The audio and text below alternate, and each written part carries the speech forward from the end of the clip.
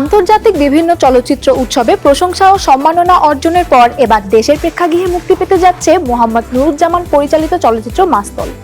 সিনেমাটির প্রধান চরিত্রে অভিনয় করেছেন গুণী অভিনেতা ফজলুর রহমান বাবু।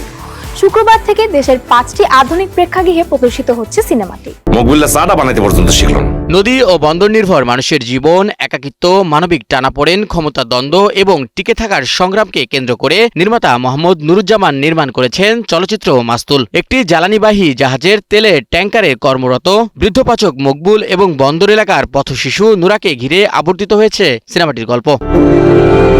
সম্প্রতি ধানমন্ডির রাশিয়ান কালচারাল সেন্টারে অনুষ্ঠিত বিশেষ প্রদর্শনীতে চলচ্চিত্রটি দেখেন দেশের চলচ্চিত্র, সাহিত্য ও সংস্কৃতি অঙ্গনের বিশিষ্টজনেরা। সিনেমাটি দেখার পর এর নির্মাণ শৈলী, অভিনয় এবং বিষয়বস্তুর দারুণ প্রশংসা করেন আমন্ত্রিত অতিথিরা। সিনেমাটিতে বৃদ্ধপাচকের চরিত্রে অভিনয় করেছেন গুণী অভিনেতা ফজলুর রহমান বাবু। এছাড়াও বিভিন্ন চরিত্রে রয়েছেন দীপক সুমন, আমিনুর রহমান মুকুল, আরিফ হাসান, সিফাত বন্যা সহ আরো অনেকে। আন্তর্জাতিক চলচ্চিত্র উৎসবগুলোতে প্রদর্শনের পর এবার দেশের দর্শকদের জন্য সিনেমাটি মুক্তি পাওয়ায় দারুণ খুশি এর অভিনয় শিল্পীরা। একেবারে ডায়লগ যে নাই তা নাই, কিন্তু আমি কিন্তু বিভিন্ন নাম বলে বলে কয়েন ফেলছি নদীতে, ওইটুকু বলা যায় যে ডায়লগ আছে। এটাই আসলে মূলত অভিনয়, যে সংলাপ ছাড়া শুধু অভিব্যক্তি দিয়ে প্রকাশ করা যায়। তো এটা আমার জন্য অভিনেতা হিসেবে আমার জন্য একটা নতুন চ্যালেঞ্জও বটে, এবং আমি একটা বিষয়টা এনজয় করেছি অনেক। পুরো ছবিটাই আর অভিনয় না, পুরো ছবিটাও আমার কাছে একটা অসাধারণ ছবি মনে হয়েছে।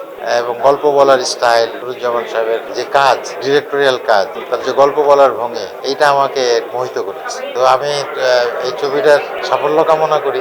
মাস্তুল বাংলাদেশের সিনেমা, মাস্তুলে বাংলাদেশ দেখা যায়। বাংলাদেশে এরকম অনেক সিনেমাই হয় যেটা ঠিক বাংলাদেশের সিনেমা না, হয়তো পার্শ্ববর্তী দেশের একটা কপি বা অন্যান্য হলিউডের কোনো কপি, বলিউডের কোনো কপি, এরকম অনেক সিনেমা। আমি ছোটবেলা থেকে তো নানা রকম সিনেমা দেখেছি যেটা আলাদা করে বাংলাদেশের আইডেন্টিটি পাওয়া যায় না, আবার হয় না তা না, খুব কম। মাস্তুল সেই খুব কম সিনেমার একটা। মাস্তুলের সবচাইতে বড় বৈশিষ্ট্য, মাস্তুল দেখলে মনে হবে যে বিশাল কোনো বিগ বাজেটের কোনো ফিল্ম, কারণ একটা জাহাজকে কেন্দ্র করে ফিল্ম। ট্যাঙ্কারের বৃদ্ধপাচক ও নদীবন্দর এলাকার এক অসহায় পথশিশুর জীবন সংগ্রাম ও মানবিক সম্পর্ককে কেন্দ্র করে সিনেমাটি নির্মাণ করেছেন নির্মাতা মোহাম্মদ নুরুজ্জামান। আসলে দর্শককে হলে আনার জন্য তো আসলে এটা শুধু চলচ্চিত্র নির্মাতাদের দায়িত্ব না, এটা সবার দায়িত্ব। আপনারা গণমাধ্যম কর্মীরা আমাদের, অন্তত আমাদের সাথে যেভাবে সহযোগিতা করেছেন, সবগুলো ছবি যদি আসলে এভাবে সহযোগিতা পায়, এক্ষেত্রে হয়তো দর্শক জানতে পারে। আর অনেক ভালো ভালো ছবি আমাদের এখানে এসে চলে যায়, কিন্তু যেহেতু দর্শক পর্যন্ত এটার খবর পৌঁছায় না, এই কারণে আসলে দর্শকরা হলেও যায় না অনেক সময়। সেই ক্ষেত্রে আমার মনে হয় আমাদের একটা সম্মিলিত প্রয়াস দরকার। সারা বছর যদি হলে সিনেমা থাকে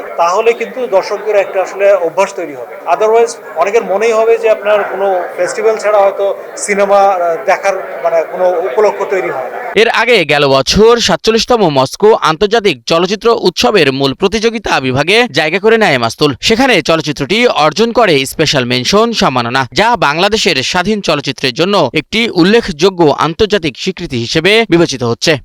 শাহিন শুভ, নিউজ 24।